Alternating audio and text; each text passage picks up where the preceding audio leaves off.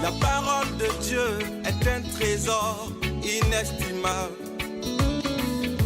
Ne laisse pas ta Bible fermée. Oh non, non. Lis-la, médite-la, nourris-toi. Lis-la, médite-la, nourris-toi. Bonjour. Quand on voit ce qui se passe dans ce monde, il y a de quoi être révolté, n'est-ce pas? Et l'on peut partager aussi l'incompréhension des disciples de Jésus après avoir entendu cette parabole rapportée en Matthieu 13. Jésus leur raconta « Voici à quoi ressemble le royaume des cieux. Un homme avait semé de la bonne semence dans son champ. Or, une nuit, pendant que tout le monde dormait, un ennemi de cet homme vint semer de la mauvaise herbe parmi le blé, et il s'en alla. Lorsque les plantes poussèrent et que les épis se formèrent, la mauvaise herbe apparut aussi. Les serviteurs du propriétaire vinrent lui dire « Maître, tu avais semé de la bonne semence dans ton champ. D'où vient donc cette mauvaise herbe ?» Il leur répondit « C'est un ennemi qui a fait cela. » Les serviteurs lui demandèrent alors « Veux-tu que nous allions enlever la mauvaise herbe ?» Non, répondit-il, car en l'enlevant, vous risqueriez d'arracher aussi le blé. Laissez-les pousser ensemble jusqu'à la moisson, et à ce moment-là, je dirai au moissonneur « Enlevez d'abord la mauvaise herbe et liez-la en botte pour la brûler, puis vous rentrerez le blé dans mon grenier. » Voilà. La question des disciples de Jésus est la nôtre aussi.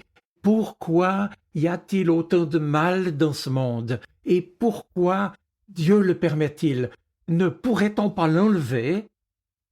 Oui, Seigneur, tu sais que ces mauvaises herbes, toxiques et nocives, y ont été semées par l'ennemi qui cherche à détruire ce que tu as choisi de faire de beau dans ce monde et dans nos vies.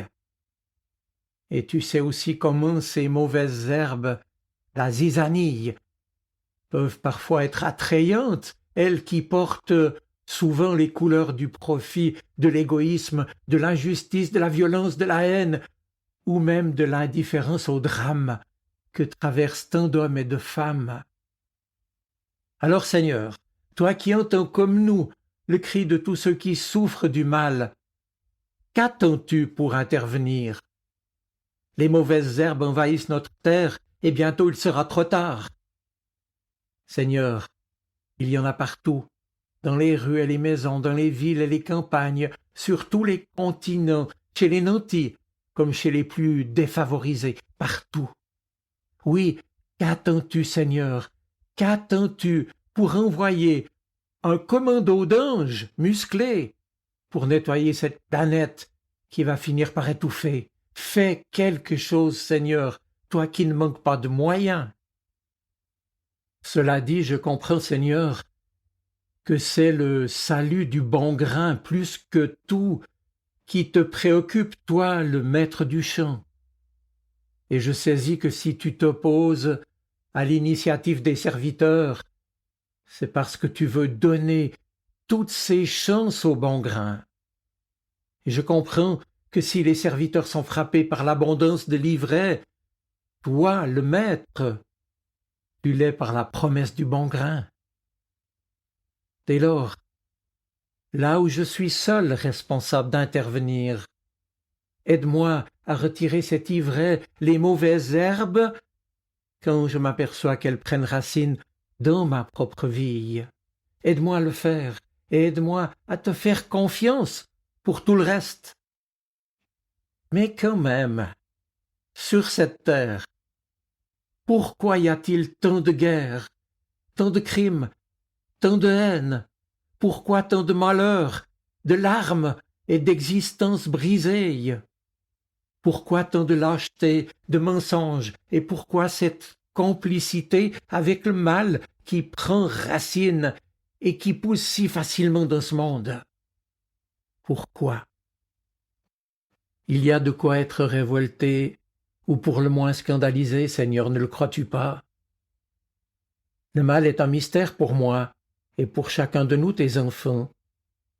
Un mystère d'autant plus grand que nous savons que toi, Seigneur, tu es le semeur, généreux et bienveillant des graines du règne de l'amour, et que nous savons que ton Fils Jésus-Christ, en se donnant pour nous, précisément par amour, a su garder une confiance totale en toi, qui reste le maître de notre histoire humaine à chacun.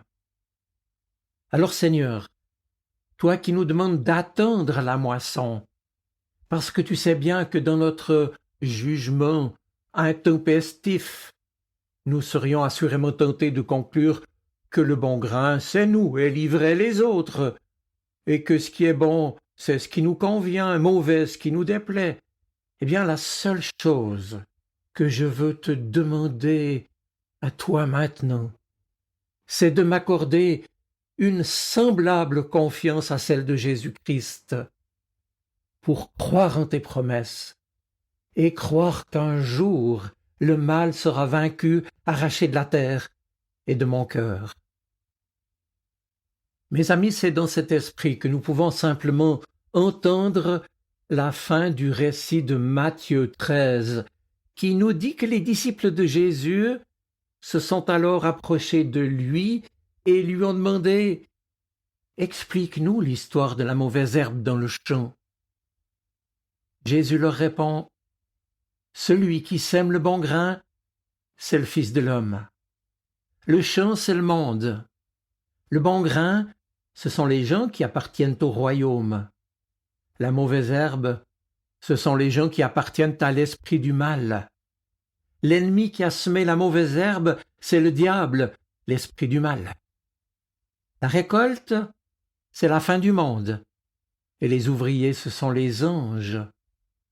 On a ramassé la mauvaise herbe pour la brûler dans le feu. Eh bien, la même chose arrivera à la fin du monde.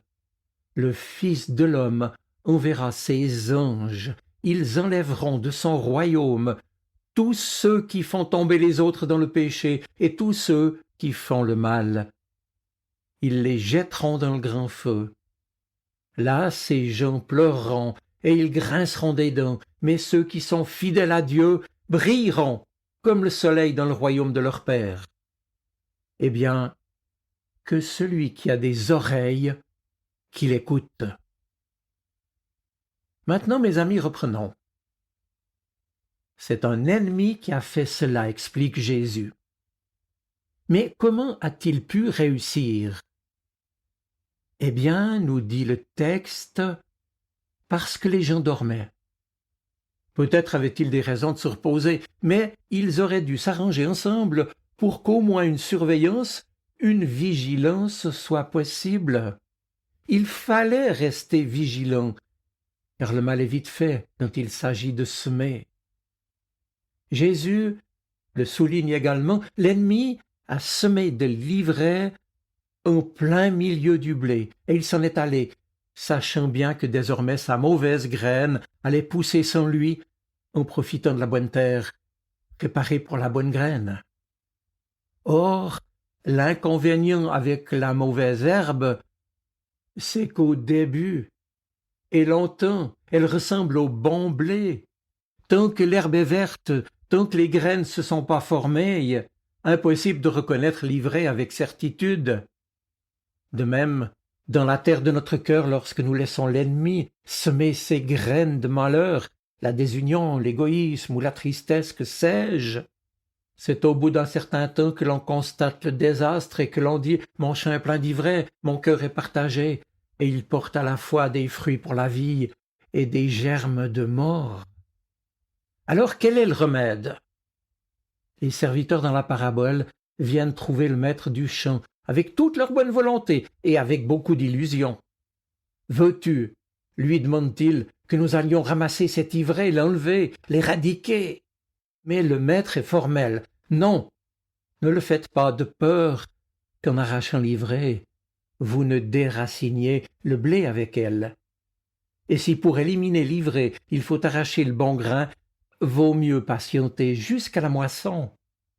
Si pour extirper le mal, il faut compromettre les fruits du bien, mieux vaut laisser Dieu faire le tri à son heure. Mes amis, gardons confiance et osons miser sur le Christ ressuscité. Il sera plus fort et triomphera de toutes les puissances nuisibles et destructrices qui œuvrent en nous et dans ce monde. Car ni le mal ni la mort n'auront le dernier mot. Ayez confiance, a dit Jésus. J'ai vaincu le monde. Je vous souhaite une bonne semaine. Soyez bénis. Amen. La parole de Dieu est un trésor inestimable. Ne laisse pas ta Bible fermée. Oh non, non. Lis-la, médite-la, nourris-toi. Lis-la, médite-la, nourris-toi.